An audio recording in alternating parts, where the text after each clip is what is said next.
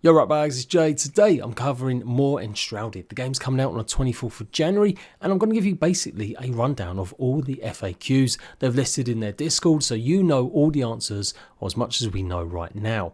On top of that, we have got this brand new dev blog highlighting how they make their own custom worlds. There is no procedurally generatedness in Enshrouded, it's all made by hand, and obviously this is going to show how it's done. It's been a busy time of the year, and I think sometimes other games coming out maybe at the early start of next year, like Enshrouded, may be going under the radar. Even though this is massively hyped, it's now one of the biggest wishlisted games on Steam. I know so many of you still want answers about stuff. So let's go, everything we know about Enshrouded. So the release date is the 24th of January into early access. They do have plans for other platforms, PlayStation 5, Series X and S, but that won't be until the game hits full release, which they are planning at some point later in 2024. No price point listed as yet, but they are saying it will be cheaper than when it comes to full release. They've got no current plans to add mod support, as the game is made with their own custom engine. They'd have to create their own tools. They haven't said never say never, but to me it doesn't look likely, certainly not throughout early access or if ever. The beta or demo that they had was hugely successful, and people want to know if you'll be able to play your saves from that demo. The likelihood is no. The new early access version will of course be new, and so player saves most likely won't work. They've got no plans for any more demos or betas before it's released now. And in terms of PC specs, they're going to update that as they get closer to the launch, as I know they definitely made some improvements from the beta and demo. At the moment, you can take your character from your world and go and play in another world, bringing your items with you.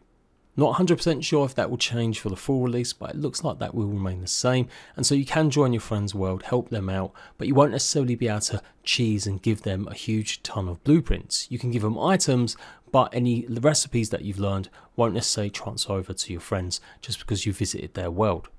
If you want to run your own dedicated server, it does look like they're going to be doing that, so you'll be able to either host one yourself on a PC if you have one, or go ahead and rent one from a server provider.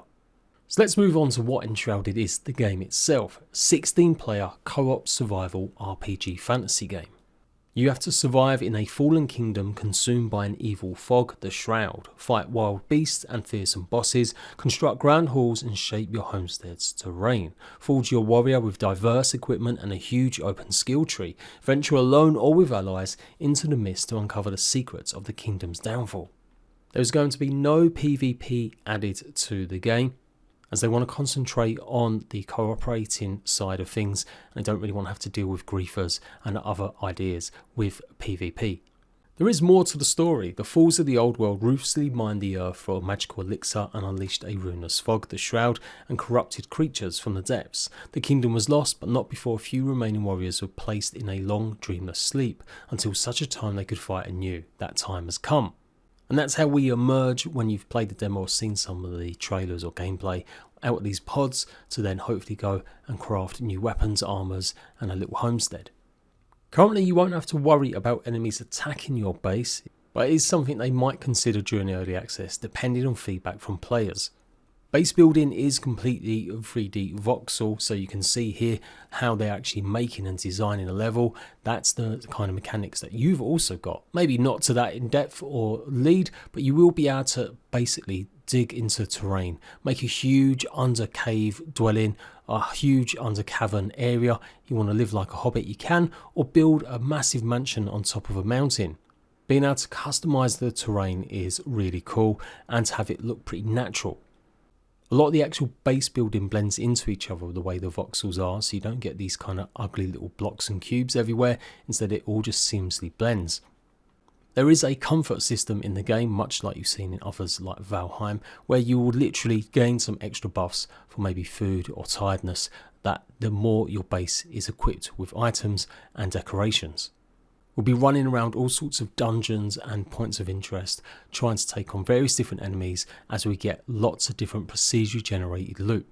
There may be specific points where loot will definitely always be guaranteed, and it looks like you'll get blueprints and specific drops from certain bosses.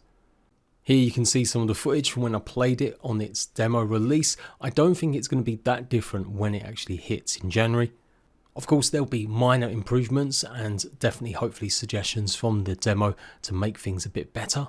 It obviously has got a character customization screen. So the idea is that you set up your home flame and this gives you a boundary where you can build in, but you can get more of these so that you can have multiple bases across the map.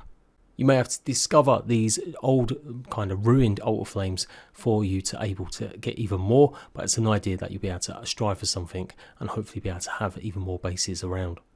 There is quite a bit of lore, and it goes over that in the devlog video, how they're able, because it is a static map, to add much more tailored content to the game. As I said before, loot seems to be randomly generated depending on area and what items you go to. And enemies will respawn in certain biomes. It does look like resources do too. And I think that's pretty much it. They're the main questions that I've seen come up a few times on my previous videos hyping this game up.